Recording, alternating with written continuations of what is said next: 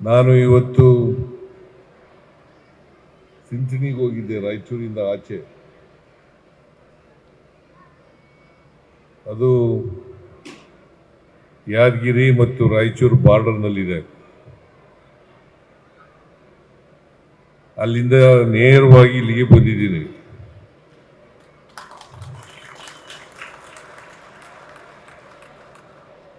ಖಾದರ್ ಅವರು ಬರಲೇಬೇಕು ಅಂತೇಳಿ ಒತ್ತಾಯ ಮಾಡಿದ್ರು. ಜೊತೆಗೆ ನಜೀರ್ ಅಹಮದ್ ಅವರು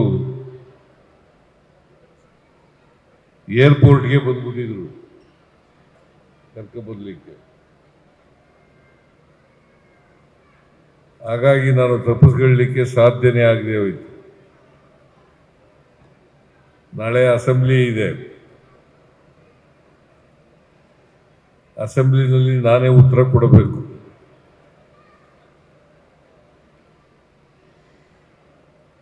ಅದಕ್ಕೆ ಖಾದರ್ ಅವ್ರಿಗೆ ಕೇಳ್ಕೊಂಡೆ ಎಷ್ಟೊತ್ತು ಬರಬೇಕಪ್ಪ ಅಂತ.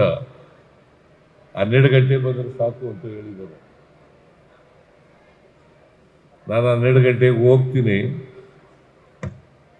ನಾನೇ ಸರ್ಕಾರದ ಪರವಾಗಿ ಉತ್ತರ ಕೊಡಬೇಕಾಗಿರೋದ್ರಿಂದ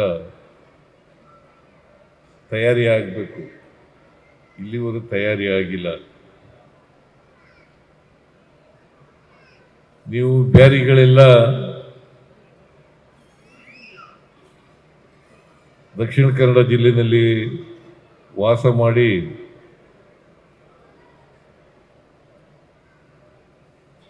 ದೇಶದ ಅನೇಕ ಭಾಗಗಳಿಗೆ ಹೋಗಿ ಕೆಲಸ ಮಾಡ್ತಕ್ಕಂಥವ್ರು. ನೀವೆಲ್ಲೇ ಕೆಲಸ ಮಾಡಿದ್ರು ಕೂಡ, ಯಾವುದೇ ದೇಶದಲ್ಲಿದ್ದರೂ ಕೂಡ, ನಿಮ್ಮ ಬ್ಯಾರಿಯ ಅಸ್ಮಿತೆಯನ್ನ, ಸಂಸ್ಕೃತಿಯನ್ನ ಬಿಟ್ಟುಕೊಟ್ಟಿಲ್ಲ ಅಂತಕ್ಕಂಥದ್ದೇ ಬಹಳ ಮುಖ್ಯವಾದಂಥ ವಿಷಯ. ಈ ಬ್ಯಾರಿಗಳು ಒಂದು ರೀತಿ ಜಾತ್ಯತೀತರು. ಇವ್ರಿಗೆ ಅಷ್ಟೊಂದು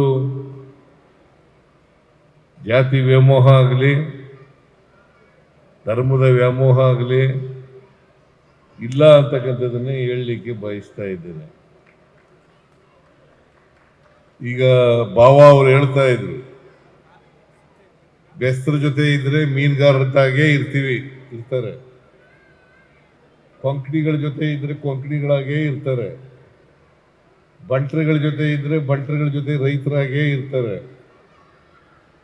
ಮೂಲತಃ ವ್ಯಾಪಾರ ಆದರೂ ಕೂಡ ಬೇರೆಯವ್ರ ಜೊತೆ ಹೊಂದಿಕೊಂಡು ಅವರ ಸಂಸ್ಕೃತಿಯನ್ನ ಆಚರಣೆ ಮಾಡಿ, ಅವರ ಉದ್ಯೋಗವನ್ನು ಆಚರಣೆ ಮಾಡಿ ತಮ್ಮ ಸಂಸ್ಕೃತಿಯನ್ನು ಉಳಿಸ್ಕೊಳ್ತಕ್ಕಂಥದ್ದು ಇದೆಯಲ್ಲ, ಅದು ಬಹಳ ದೊಡ್ಡ ಕೆಲಸ ಅಂತಕ್ಕಂಥ ಮಾತುಗಳನ್ನು ಹೇಳಲಿಕ್ಕೆ ಬಯಸ್ತಾ ಇದ್ದೇನೆ.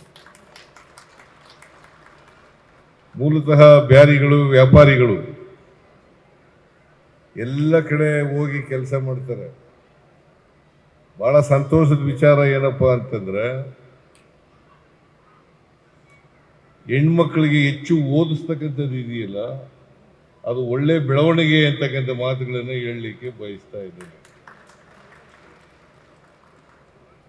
ಒಂದು ಕಾಲದಲ್ಲಿ ಹೆಣ್ಣುಮಕ್ಕಳು ಅಕ್ಷರ ಸಂಸ್ಕೃತಿಯಿಂದ ವಂಚಿತರಾಗಿದ್ರು.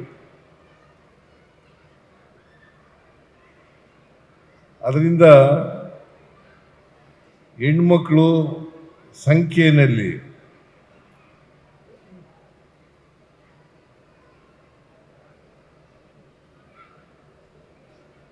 ಅವರು ವಿದ್ಯಾವಂತರಾಗ್ತಕ್ಕಂಥದ್ದು ಕಡಿಮೆ ಆಗಿತ್ತು. ಇತ್ತೀಚಿನ ವರ್ಷಗಳಲ್ಲಿ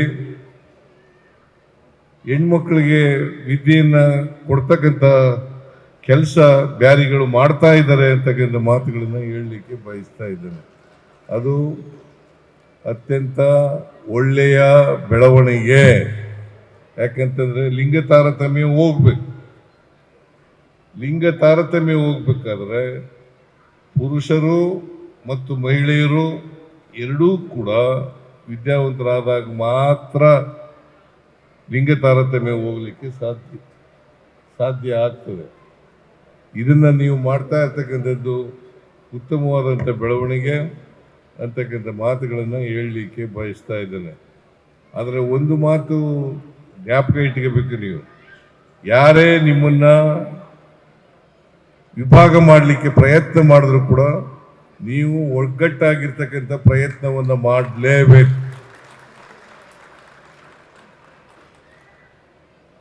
ಬ್ಯಾರಿಗಳೆಲ್ಲೇ ಇರಲಿ ಒಗ್ಗಟ್ಟಾಗಿರ್ಬೇಕು. ಯಾಕಂತಂದ್ರೆ ನಿಮ್ಮದು ಒಂದು ಭಾಷೆ ಇದೆ, ಆ ಭಾಷೆಗೆ ಲಿಪಿ ಇಲ್ಲ.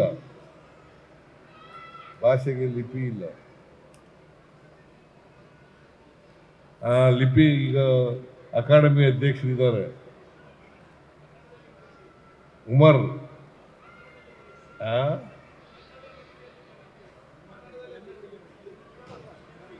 ಕನ್ನಡದಲ್ಲಿ ಲಿಪಿ ಇಲ್ಲದೆ ಇರೋದ್ರಿಂದ ಕನ್ನಡದಲ್ಲೇ ಬರೆಯೋದು. ಗದ್ಯ ಬರೆಯೋದು ಕನ್ನಡದಲ್ಲಿ, ಪದ್ಯ ಬರೆಯೋದು ಕನ್ನಡದಲ್ಲಿ, ಕಾದಂಬರಿ ಬರೆಯೋದು ಇದರಲ್ಲಿ, ಕಥನಗಳನ್ನು ಬರೆಯೋದು ಕನ್ನಡದಲ್ಲಿ. ಆದ್ದರಿಂದ ತುಳು ಭಾಷೆಗೆ ಮತ್ತು ನಿಮ್ಮ ಬ್ಯಾರಿ ಭಾಷೆಗೆ ಲಿಪಿ ಇಲ್ಲ. ತುಳು ಮತ್ತು ಬ್ಯಾರಿ ಭಾಷೆಗೆ ಲಿಪಿ ಇಲ್ಲ. ಕನ್ನಡದಲ್ಲೇ ನೀವು ನಿಮ್ಮ ತನವನ್ನು ಉಳಿಸಿಕೊಂಡಿರ್ತಕ್ಕಂಥದ್ದು ಅತ್ಯಂತ ಬಹಳ ಮುಖ್ಯ ಅಂತಕ್ಕಂಥ ಮಾತುಗಳನ್ನು ಹೇಳಲಿಕ್ಕೆ ಬಯಸ್ತಾ ಇದ್ದೇನೆ. ಆದ್ದರಿಂದ ನೀವೆಲ್ಲರೂ ಕೂಡ ಒಗ್ಗಟ್ಟಾಗಿರಿ, ನಾವೆಲ್ಲರೂ ಕೂಡ ಜಾತ್ಯತೀತರಾಗಿರ್ಬೇಕು. ಯಾಕೆಂದರೆ ಯಾವ ಧರ್ಮನೂ ಕೂಡ ಪ್ರೀತಿಸಿ ಅಂತ ಹೇಳ್ಕೊಡ್ತದೆ ಹೊರತು ದ್ವೇಷ ಮಾಡಿ ಅಂತ ಹೇಳ್ಕೊಡಲ್ಲ. ಯಾವುದೇ ಧರ್ಮ ಇರಲಿ, ಯಾವುದೇ ಜಾತಿ ಇರಲಿ, ನಾವೆಲ್ಲ ಮನುಷ್ಯರು. ನಾನು ಮನುಷ್ಯ, ನೀವು ಮನುಷ್ಯರು. ಆದ್ದರಿಂದ ನಾವೆಲ್ಲರೂ ಕೂಡ ಮನುಷ್ಯರಾಗಿ ಬಾಳ್ತಕ್ಕಂಥದ್ದನ್ನು ಮಾಡಬೇಕು. ಯಾವುದೇ ಇಸ್ಲಾಂ ಧರ್ಮ ಇರ್ಬೋದು, ಹಿಂದೂ ಧರ್ಮ ಇರ್ಬೋದು, ಸಿಖ್ ಧರ್ಮ ಇರ್ಬೋದು, ಕ್ರೈಸ್ತ ಧರ್ಮ ಇರ್ಬೋದು, ಯಾವುದೇ ಧರ್ಮ ಇರ್ಬೋದು, ಯಾವುದೇ ಧರ್ಮ ಪರಸ್ಪರ ಪ್ರೀತಿ ಮಾಡಿ ಮನುಷ್ಯರಾಗಿ ಬಾಳಿ ಅಂತ ಹೇಳ್ತದೆ ಹೊರತು ನಾವು ದ್ವೇಷ ಮಾಡಿ ಅಂತ ಯಾವ ಧರ್ಮನೂ ಕೂಡ ಹೇಳೋದಿಲ್ಲ. ಆದ್ದರಿಂದ ನಾವು ಧರ್ಮವನ್ನು ನಮ್ಮ ಅನುಕೂಲಕ್ಕೆ ತಕ್ಕಂತೆ ವ್ಯಾಖ್ಯಾನ ಮಾಡ್ತಕ್ಕಂಥದ್ದು ಇದೆಯಲ್ಲ, ಅದು ಸರಿಯಾದಂಥ ಕ್ರಮ ಅಲ್ಲ ಅಂತಕ್ಕಂಥ ಮಾತುಗಳನ್ನು ಹೇಳಲಿಕ್ಕೆ ಬಯಸ್ತಾ ಇದ್ದೇನೆ. ಅದರಿಂದ ಬೆಂಗಳೂರಿನಲ್ಲಿ ಭಾಳ ಜನ ಬ್ಯಾರಿಗಳಿದ್ದಾರೆ. ನಾನು ಹಿಂದೆ ಒಂದು ಸಾರಿ ಬ್ಯಾರಿಗಳ ಸಮ್ಮೇಳನಕ್ಕೆ ಹೋಗಿದ್ದೆ. ಅಲ್ಲಿ ಒಂದು ಬಿಲ್ಡಿಂಗ್ ಇದೆಯಲ್ಲ,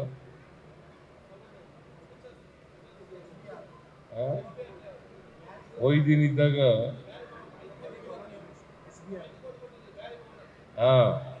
ಬ್ಯಾರಿ ಭವನಕ್ಕೆ ದುಡ್ಡು ಕೊಟ್ಟಿದ್ದೆ ನಾನು. ಆ ಭವನ ನಿರ್ಮಾಣ ಆಗಿದೆ.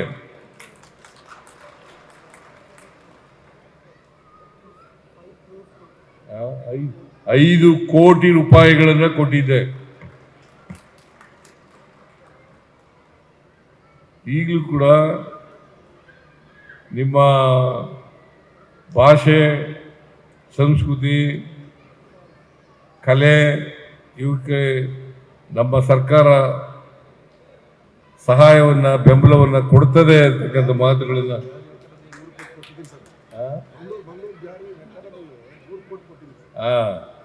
ಬೆಂಗಳೂರು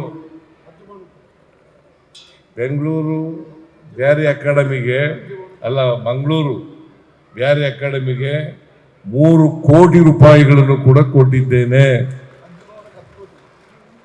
ಹಜ್ ಭವನಕ್ಕೆ ₹10 ಕೋಟಿ ಕೊಟ್ಟಿದ್ದೇನೆ.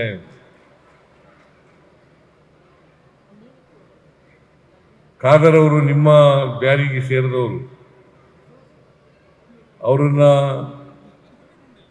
ಈ ವಿಧಾನಸಭೆಗೆ ಅಧ್ಯಕ್ಷರನ್ನಾಗಿ ಮಾಡಿದ್ದೇವೆ. ಅವರು